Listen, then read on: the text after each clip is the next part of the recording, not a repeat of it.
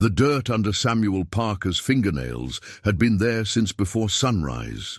He stood at the edge of his family's cornfield in rural Iowa, watching the stalks sway in the October wind of 1941, their golden tassels catching the morning light like thousands of tiny flags. The Parker farm had stood on this land for 3 generations, 78 acres of rich black soil that had fed his grandfather, his father, and now threatened to swallow him whole in debt and failed harvests. Sam was 24 years old, broad-shouldered from years of lifting hay bales and ploughing fields behind stubborn mules, his hands calloused and cracked from work that never seemed to end. His father had died the previous winter, leaving Sam to care for his mother, Ellen, and his younger sister, Grace, who was 16 and dreamed of nothing more than escaping to Chicago or New York, anywhere but the endless flatness of Iowa farmland. The radio in the kitchen had been crackling all morning with news from Europe. Sam could hear it through the open window as his mother prepared breakfast. The announcer's voice, urgent and clipped, talking about German advances, about France falling, about England standing alone against Hitler's war machine. It all seemed so far away, like stories from another world that had nothing to do with corn prices, or the bank threatening foreclosure, or the tractor that needed a new transmission they couldn't afford. Sam had never been farther east than Chicago, never seen an ocean, never imagined that within 8 weeks everything he knew about his life would be shattered beyond recognition. If you're enjoying this story, please take a moment to subscribe to our channel and leave a comment letting us know where you're watching from. Your support helps us continue bringing these incredible, true stories to life. "Breakfast is ready," his mother called from the kitchen, her voice carrying the particular weariness of a woman who had buried her husband and now watched her savings disappear like morning dew. Sam walked back toward the farmhouse, a white 2-story structure with peeling paint and a porch that sagged on the north corner. Grace was already at the table, her nose buried in a movie magazine, her auburn hair pulled back in the victory rolls she'd copied from a photograph of Rita Hayworth. She barely looked up as Sam sat down. "They're saying Japan might get involved," Ellen said quietly, setting down a plate of eggs and toast. Her hair had gone almost completely grey in the year since Frank Parker's death, though she was only 47. The man on the radio said tensions are getting worse. "Japan's on the other side of the world, Ma," Grace said, not looking up from her magazine. "What do we care about Japan?" Sam ate in silence, thinking about the farm, about the $300 they owed to First National Bank, about the letter from the draft board that had arrived the previous week. He was registered like every man his age, but he'd been granted an agricultural deferment. Farmers were needed on the home front, the letter explained. Food production was vital to national defense.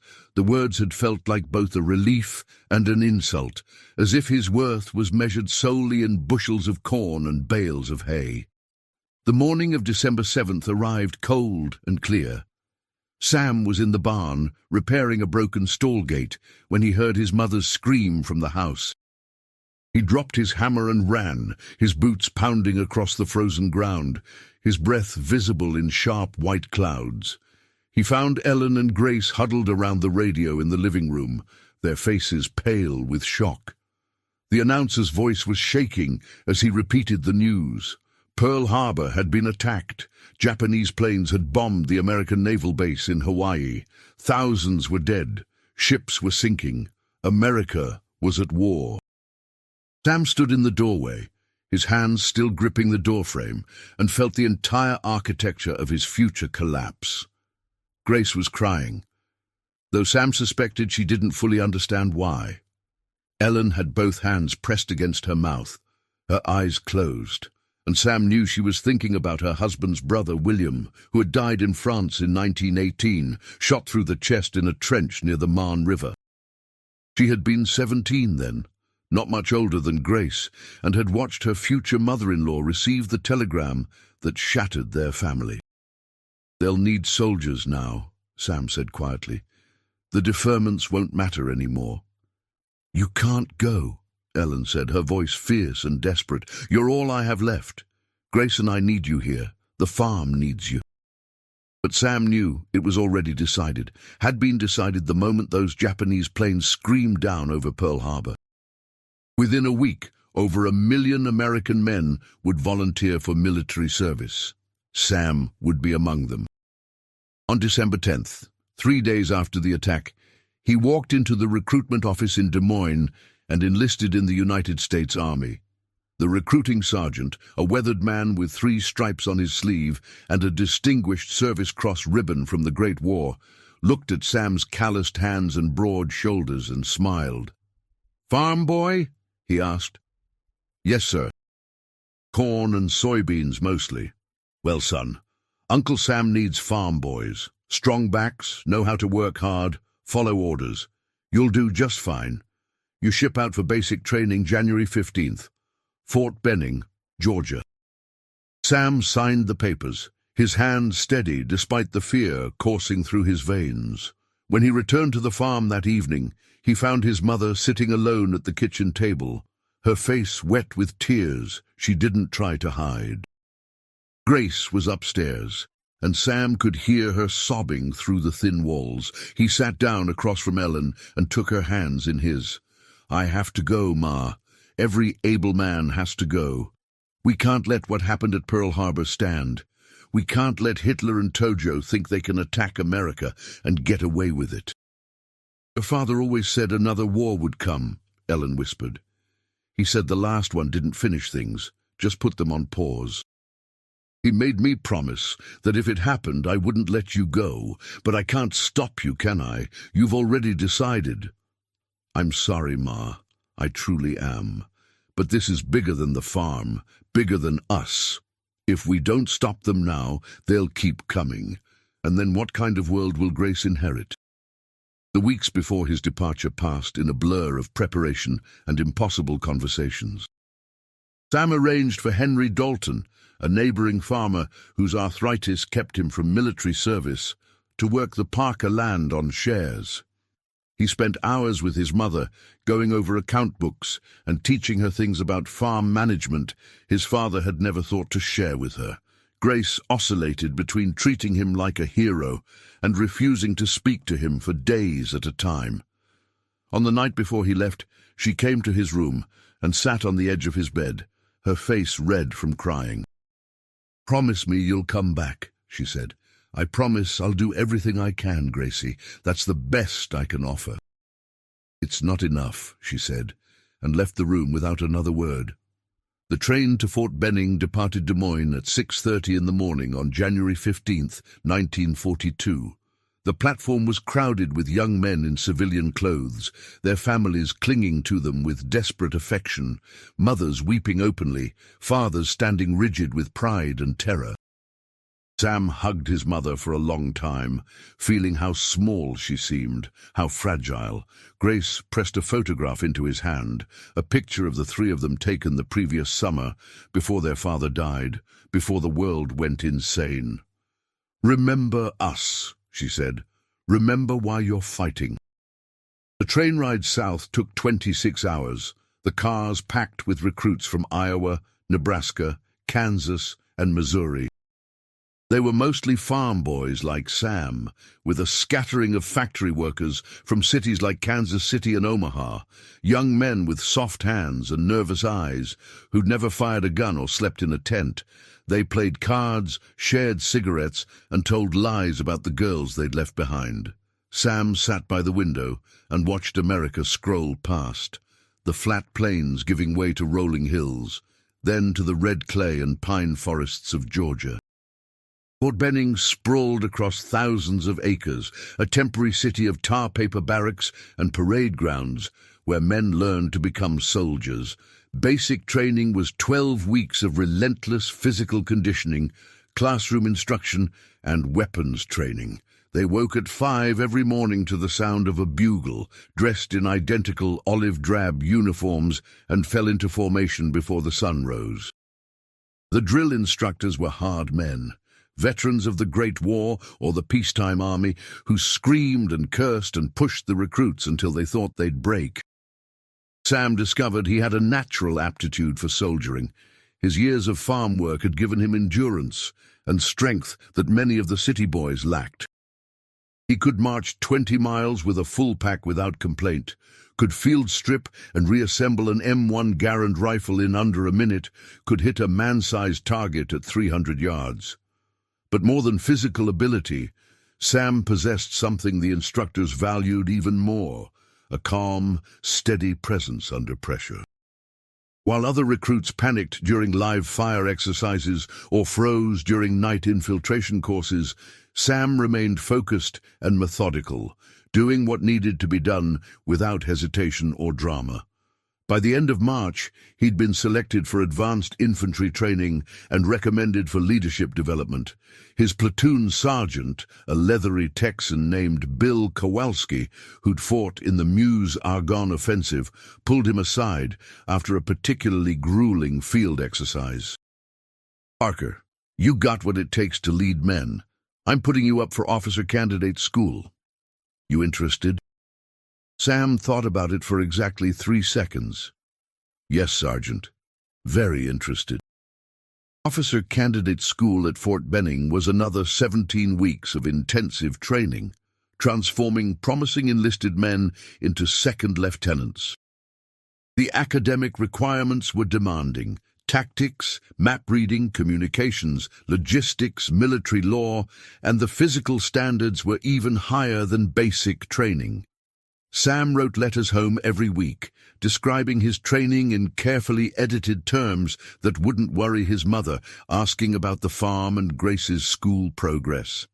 Ellen's responses came regularly, written in her neat, careful hand, describing the spring planting and Grace's graduation from high school.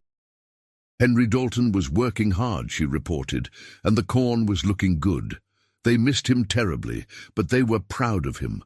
So very proud. Sam graduated from OCS on August 27, 1942, receiving his commission as a second lieutenant in the United States Army Infantry. The promotion came with a pay increase to $150 per month, of which Sam immediately arranged to send 100 home to his mother. He was assigned to the newly formed 29th Infantry Division, a National Guard unit being rebuilt and expanded for combat operations. The division's patch was a blue and grey circle split by a white diagonal stripe, representing the merger of units from Virginia and Maryland, states divided during the Civil War, but now united against a common enemy. The 29th Division trained throughout the fall of 1942 at Fort Meade, Maryland, conducting endless field exercises, practicing amphibious assault techniques, and preparing for eventual deployment to the European theater of operations. Sam commanded a rifle platoon of 40 men, a mix of volunteers and draftees from across the mid-Atlantic region. He learned their names, their strengths, their weaknesses, their fears.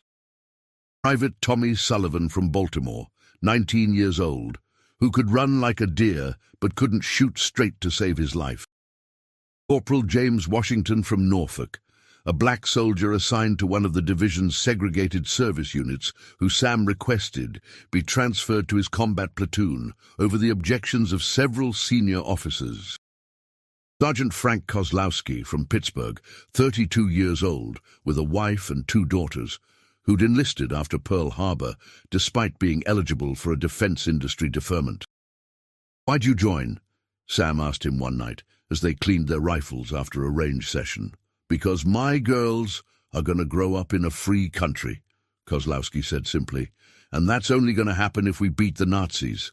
Simple as that, Lieutenant." And in December, the division received orders for overseas deployment. They would ship out in October 1943, destination England, where they would continue training for the eventual invasion of France.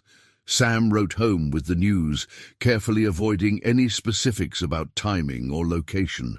Ellen's response arrived 2 weeks later, and Sam could feel her fear bleeding through the carefully cheerful words.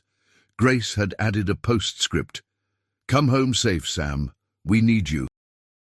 Crossing to England aboard the USS West Point took 11 days, the transport ship zigzagging across the Atlantic in a convoy protected by destroyer escorts watching for German U-boats.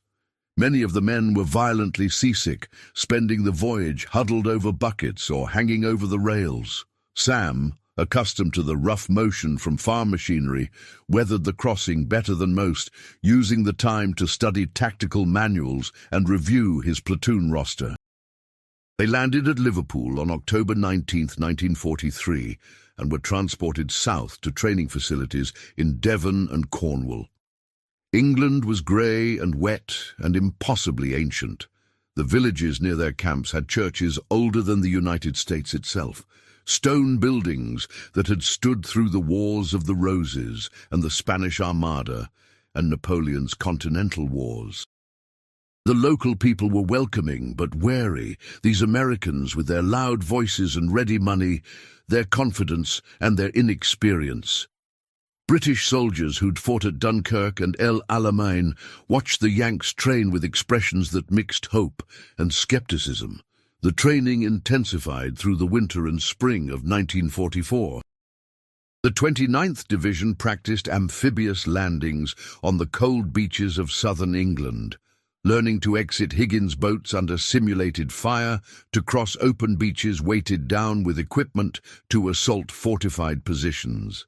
The exercises were brutal and realistic, using live ammunition that occasionally killed or wounded soldiers even in training. Sam lost 2 men during a night exercise in April when a mortar round landed short, turning Privates Anderson and Lopez into names on a memorial wall before they'd ever seen combat. By late May, the signs of impending invasion were impossible to miss. The roads of southern England were choked with military vehicles moving south, the skies filled with aircraft flying in massive formations. Ports overflowed with ships and landing craft. Security became absolute. No one left the bases, no mail went out, no phone calls were permitted. The men knew something enormous was coming, and they prepared themselves in the ways soldiers have always prepared for battle, writing letters they hoped would never be mailed, checking and rechecking equipment, making quiet peace with fear and fate. On the evening of June 4th, Sam gathered his platoon in their barracks and told them what he'd learned at the officers' briefing that afternoon. They were going to France. They were going to a beach codenamed Omaha. They were going to be in the first wave of the invasion that would liberate Europe from Nazi tyranny. The room went absolutely silent as he spoke, 40 men processing the reality that they were about to step into history. "I'm not going to lie to you," Sam said, standing at the front of the barracks with his hands clasped behind his back.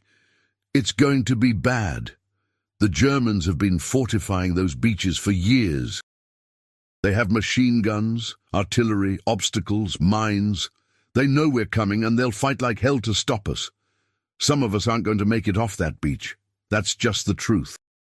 He paused, looking at each man in turn, seeing their fear and their resolve. "But we're going anyway. We're going because there are millions of people in Europe living under the boot of the worst tyranny the world has ever seen. We're going because our country was attacked, and we don't back down from fights we didn't start. We're going because every one of us volunteered to be here, to do this thing that needs doing, and we're going to win. You hear me? We're going to get across that beach, we're going to break through those defenses, and we're going to keep pushing until Berlin falls, and Hitler puts a bullet in his own head out of fear for what we're going to do to him." The men erupted in cheers, their fear temporarily buried under adrenaline and patriotic fervor. Sam let them have their moment, then dismissed them to final preparations. He spent the rest of the evening writing letters, one to his mother, one to Grace, both sealed and marked for delivery in the event of his death. He wrote about loving them, about being proud to serve, about believing in the cause for which he might die. He wrote about the farm, about hoping to return to plant corn again, about dreaming of a future where the world was at peace, and young men didn't have to cross oceans to kill strangers. Then he sealed the letters, put them in his footlocker, and tried to sleep. The invasion was delayed 24 hours due to bad weather, then launched on the morning of June 6, 1944. Sam and his platoon loaded onto a Higgins boat at 4:30 hours while it was still dark, the English Channel rough with whitecaps and wind. There were 32 men in the boat, packed shoulder to shoulder with 60 pounds of equipment each, M1 rifles wrapped in canvas against the spray. The boat rose and fell on waves that seemed impossibly high, water slopping over the sides, men vomiting from fear and seasickness.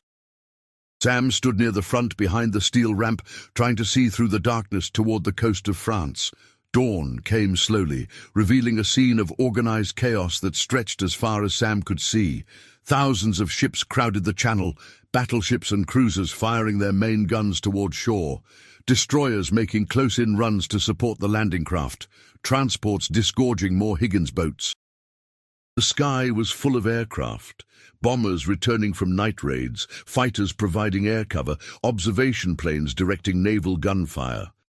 The noise was overwhelming, a constant roar of engines and explosions and radio chatter.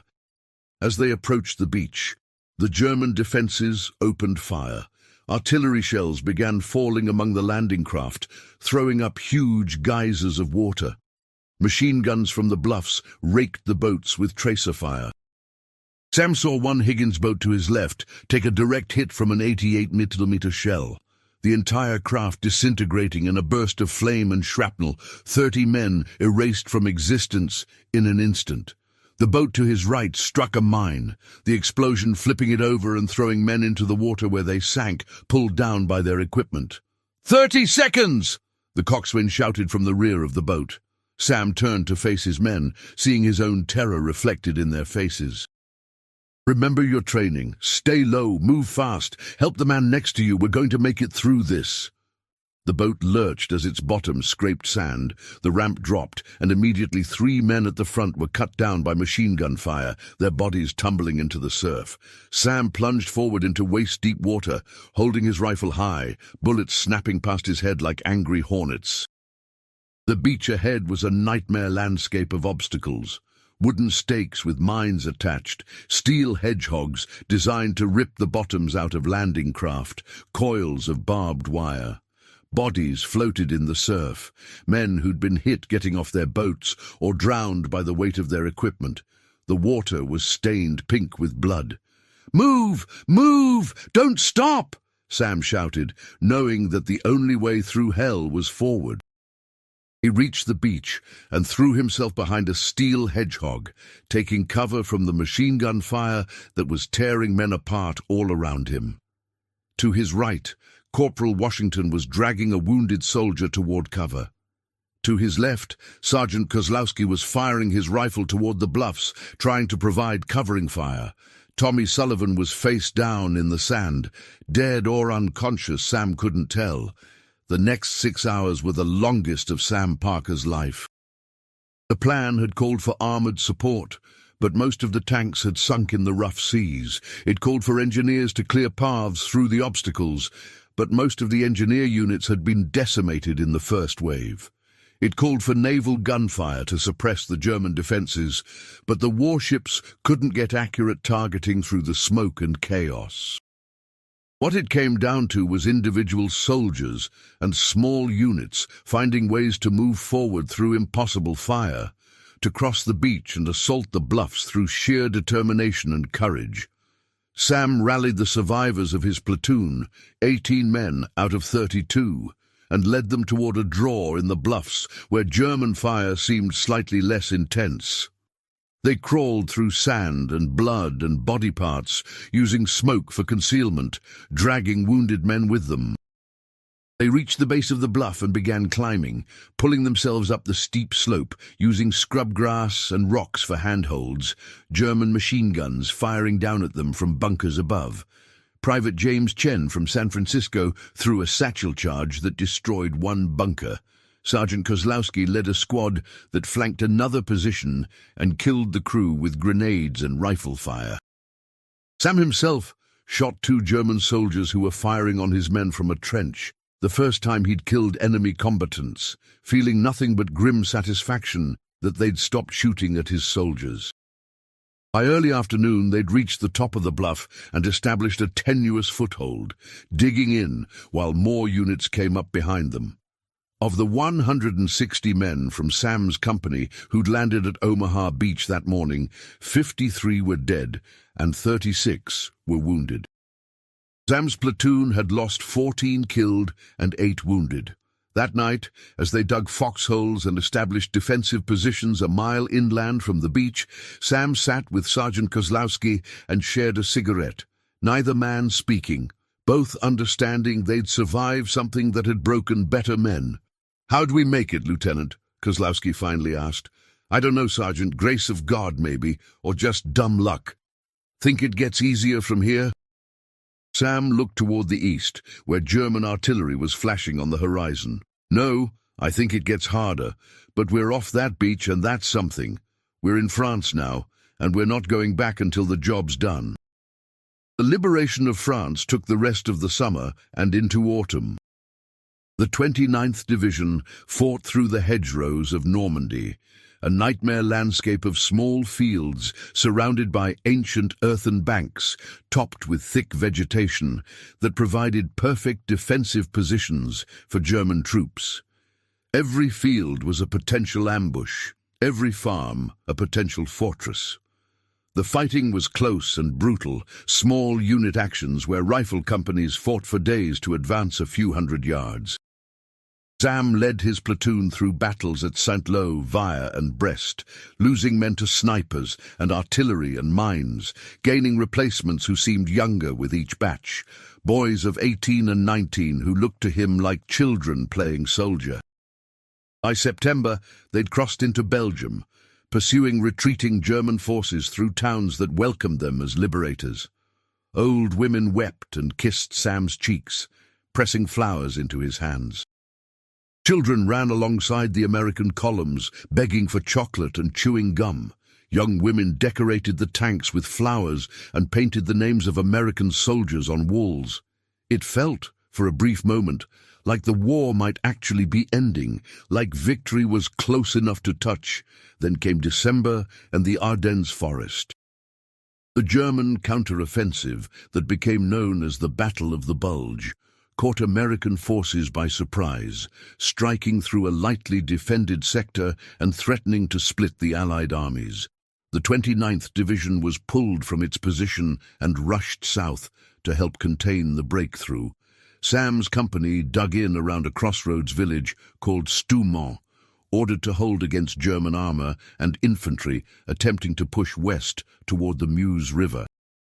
The battle lasted 3 weeks, fought in the worst winter conditions Europe had seen in decades.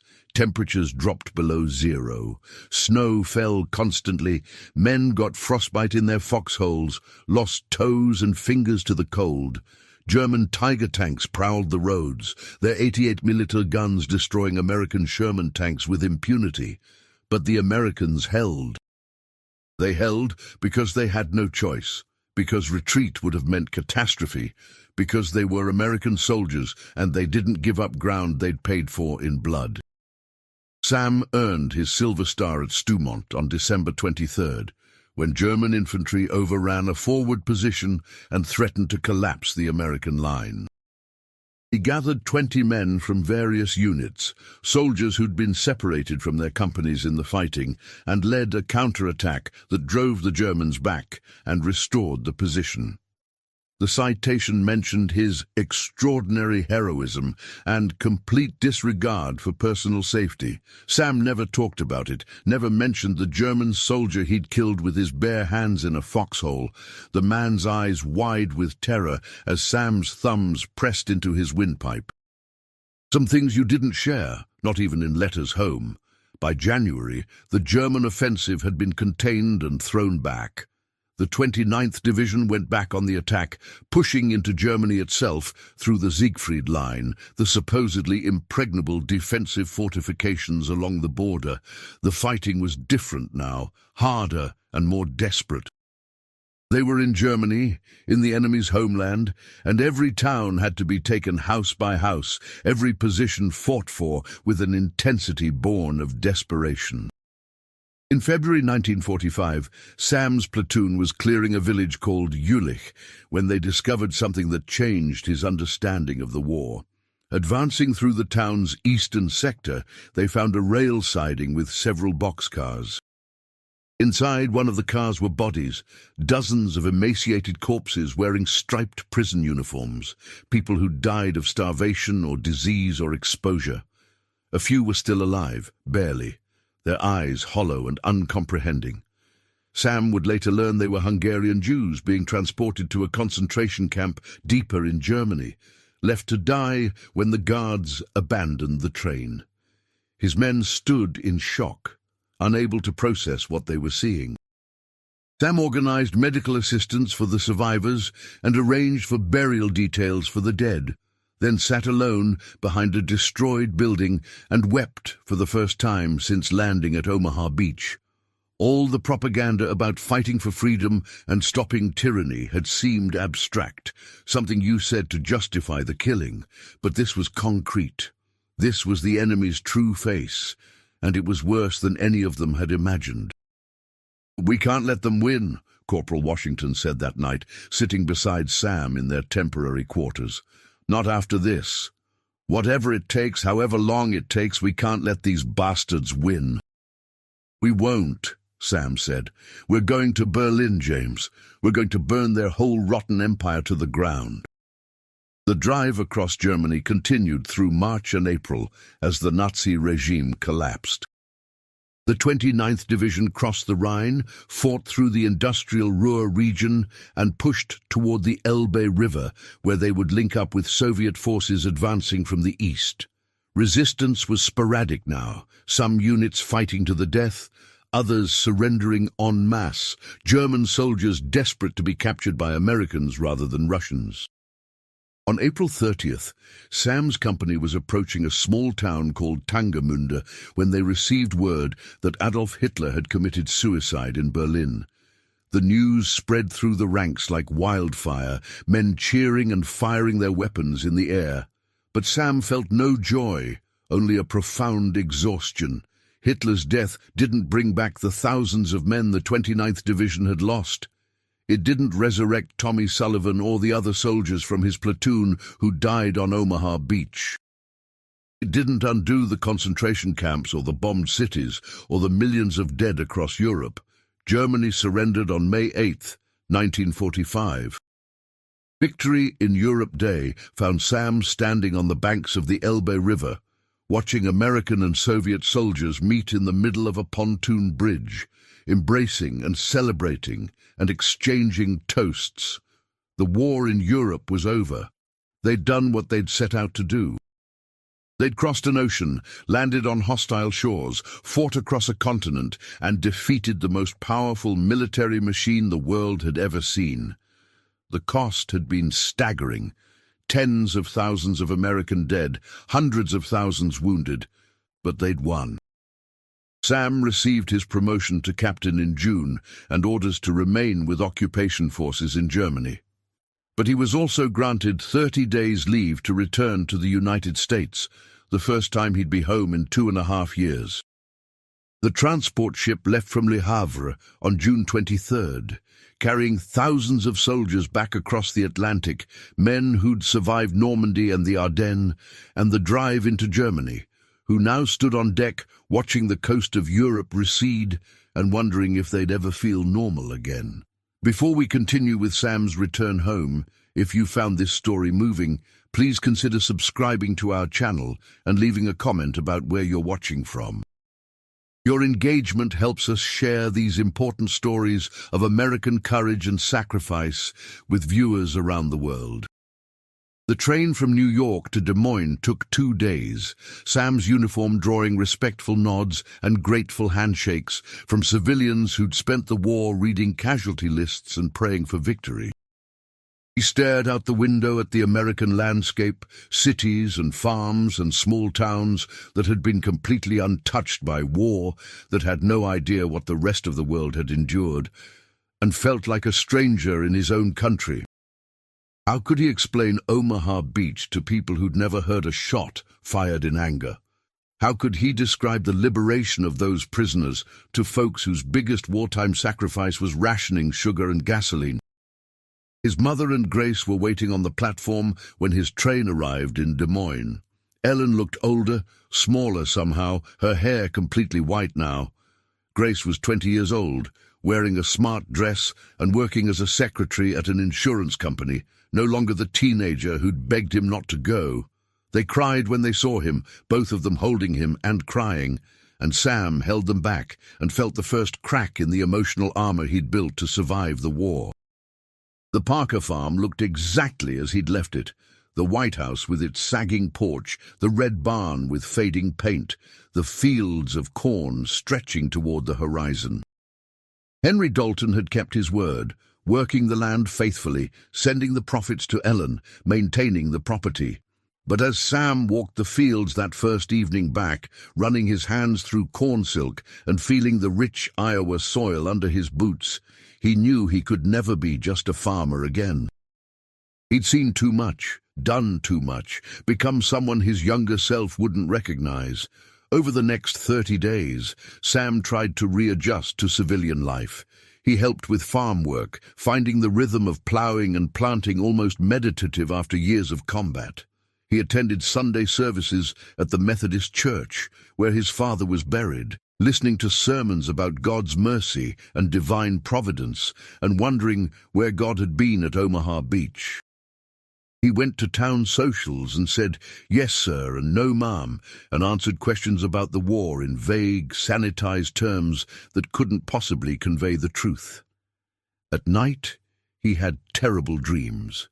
Dreams of drowning in the surf at Normandy. Dreams of German soldiers he'd killed. Dreams of the people in those boxcars at Jülich.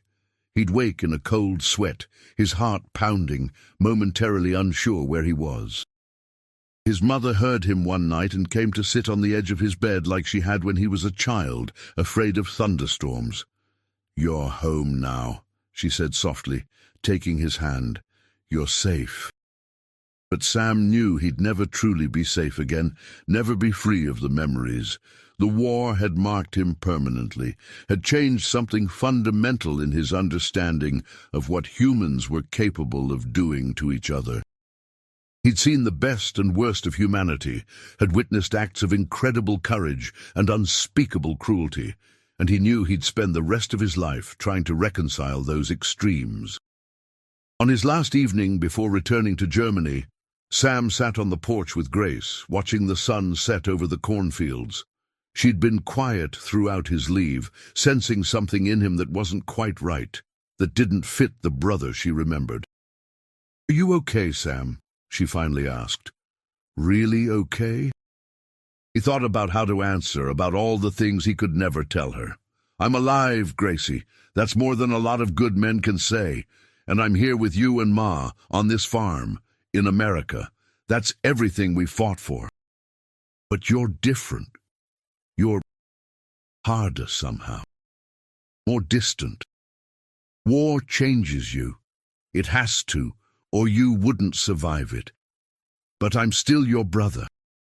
I'm still the same person who promised to come home. And I kept that promise." She leaned against his shoulder, and they sat in silence as darkness fell over Iowa, over America, over a world slowly beginning to heal from the worst conflict in human history. Sam thought about the men he'd commanded, the ones who'd died and the ones who'd survived, about Sergeant Kozlowski and Corporal Washington and all the others who'd crossed that beach with him. They'd done something extraordinary, something that mattered. They'd fought for freedom and democracy and basic human decency, and they'd won. The price had been terrible, but they'd won. Sam returned to Germany in August and served with occupation forces until March 1946, when he finally received his discharge and came home for good. He was 28 years old, a decorated combat veteran with a chest full of medals and a head full of memories he'd spent decades trying to process. He took over running the Parker farm, using his GI Bill benefits to modernize equipment and expand operations. He married a local girl named Elizabeth Hammond in 1947, a teacher at the county high school, who understood his silences and his nightmares and loved him anyway. They had 3 children, 2 boys and a girl, who grew up hearing stories about their father's service, but never the darkest truths about what war actually meant. Sam became active in veterans organizations, helping other former soldiers readjust to civilian life, fighting for benefits and recognition for men who'd served. He attended reunions of the 29th Division, gatherings where aging warriors drank too much and told old stories and cried for friends who never came home. He visited Washington, D.C. in 1982 for the dedication of the Vietnam Veterans Memorial, standing in the crowd and thinking about how every war created its own generation of damaged, changed men, and how America owed them all a debt it could never fully repay. In 1994, on the 50th anniversary of D-Day, Sam returned to Normandy with a group of veterans from the 29th Division. There were only 36 of them now, old men with canes and wheelchairs, survivors of a battle that had killed thousands. They stood on Omaha Beach, where they'd landed half a century earlier, where they'd been young and terrified and determined, and they remembered. Sam walked down to the water's edge, feeling the cold Atlantic surf wash over his shoes, and he spoke names aloud. Tommy Sullivan, James Chen, all the boys from his platoon who'd never made it off this beach, never got to grow old or have families or live the lives they'd fought for others to have. "I'm sorry," he whispered to the ghosts only he could see. "I'm sorry I lived and you didn't. I'm sorry it took so much from all of us. But we did it. We won. And I've tried to honor that, tried to make my life mean something because you never got the chance." The wind off the ocean carried his words away, out over the water toward America, toward home, toward all the dreams and hopes and futures that had been purchased with blood on this beach 50 years before. Sam stood there for a long time, an old farmer from Iowa who'd once been a young soldier, who'd helped save the world from darkness, who'd carried that burden every day since. He died in 2003 at the age of 86, surrounded by his children and grandchildren in the same farmhouse where he'd been born. At his funeral, over 300 people came to pay respects. Family, friends, fellow veterans, people whose lives he'd touched in the 6 decades since the war ended. His eulogy was delivered by a retired Army colonel who'd served as a private in Sam's platoon during the drive across Germany. "Captain Samuel Parker was the finest officer I ever knew," the colonel said, his voice shaking with emotion. "He was brave without being reckless, compassionate without being weak, and he never asked his men to do anything he wouldn't do himself. He saved my life at Stowmont and the lives of countless others throughout the war. But more than that, he showed us what it means to serve something larger than yourself. He showed us what it means to be an American soldier." Sam was buried with military honors at the Methodist Church Cemetery, his casket draped with an American flag, a honor guard firing a 21-gun salute as his family wept.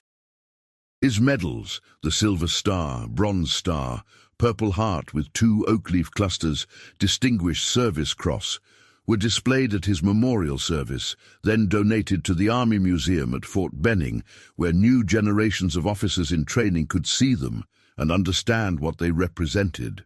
The Parker farm continued under the management of Sam's eldest son, Robert, who modernized operations and expanded to 500 acres. The old white farmhouse was renovated, but kept largely as Sam had known it, a connection to history and heritage.